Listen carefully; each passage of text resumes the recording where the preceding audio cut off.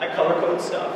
I started doing it originally just for my own benefit because, you know, on black and white without more detail, you might have your primary movement might be a squat, and your assistant movement, you know, your assistant's movement might be a squat.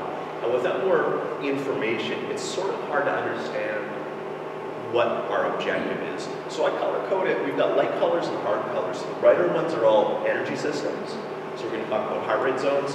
And the lighter colors are all sort of divisions of strength. So whether it's a high effort movement, it's not, you know, it's not based, it's not directly correlated in sort of physiological aspects. It's just high effort, moderate effort. So something we might see as an assistance movement.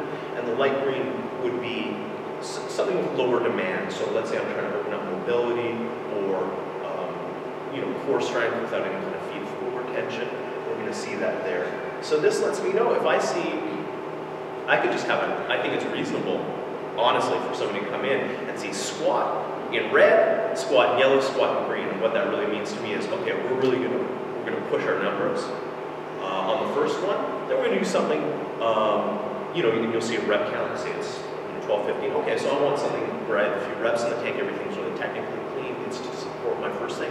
Now I've got green zone. Okay, so I'm probably going to do, it could be an overhead squat or it could be a behind goblet squat. It would be something, again, to lock down mobility or to build something terrible. You have a dozen trainers doing a dozen totally different things, right? And so if you're a new client, like, did I get the good one? Did I get plyo guy? Did I get bodybuilding guy? Like, you know, so it can't be that these are all, like one, it's not that everybody else is doing something wrong, but somebody's got to be more right than other people, right? So I kind of think of it in the same way, and I just say, if you do something one way and I do it the other way, again, one of us probably, we're not hacks, nobody's going to be doing a terrible job, but probably there's a better fit. All things being equal, same client, same scenario. Who's got the better fit? Okay, if it's me and I'm the boss, I'm like, guess what, I need you to do it this way. If you're doing a better job, guess what, I'm going to take that and everybody's got to do it that way. We have the specter of our own marketing to deal with, and our marketing in the fitness industry is whack. Yeah. And in fact, I'll go so far as to say that we have the dubious distinction of maybe being in the only industry where people working in it believe the marketing hype. Actually, like when people spit out lies about body composition changes or rates of muscle development, like they're actually personal trainers who think that's possible and are trying to tell people that they can do that. You guys should be managing movement. You should be facilitating motor learning, facilitating a sense of self-efficacy and confidence. People walking out feeling like better human beings because you gave them just the right amount of challenge. Something that was just a little bit past them, but they could still get at. And when you do that session after session, week after week, month after month, I really believe you create better human beings. So it's not by breaking them down, making them tired, giving them stuff they can't do. It's just by gently raising the bar bit by bit. It isn't so important the position so much as that you consistently have people do the same thing. Okay, so here we go. He's got a feedback. Breathing okay? That's great. Okay.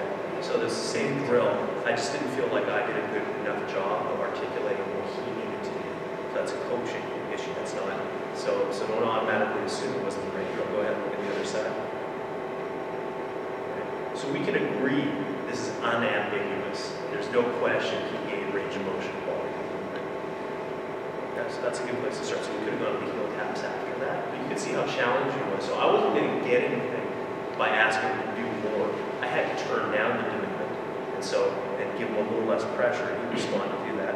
One GP typically will say, okay, no weight bearing, stay off the knee. Yeah, they can do some upper body stuff. And that's fine, you know, keep it the intensity.